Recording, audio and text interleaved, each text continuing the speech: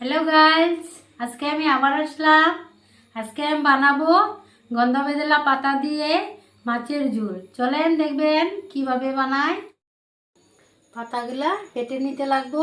গন্ধবেদেলা পাতা ভালো করে ধুয়ে কেটে নেই, অল্প মশলা বাটতে লাগবো।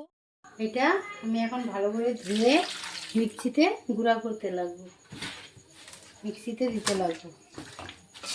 আদা, রসুন, মরিচ, পেঁয়াজ, তেলটা দিয়ে নেই।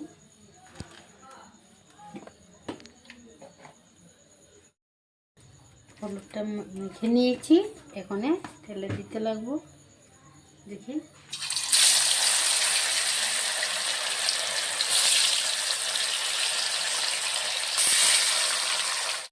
মাছ ভাজিটা হয়ে গেল।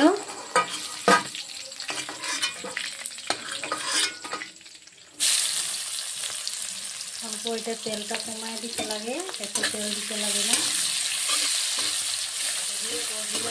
গন্ধবেদেলা পাতাটা দিয়ে দেই, ভালো করে অল্প ভেজে নিতে লাগে। লাগবো হলুদ অল্প,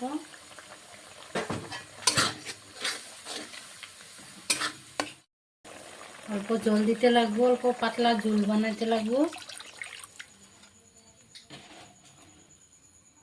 ঝোলটা হয়ে গেছে, মাছটা দিয়ে দেই।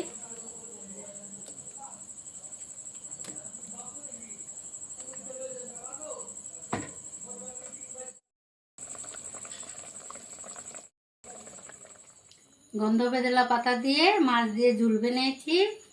কিরকম হয়েছে খেয়ে দেখি।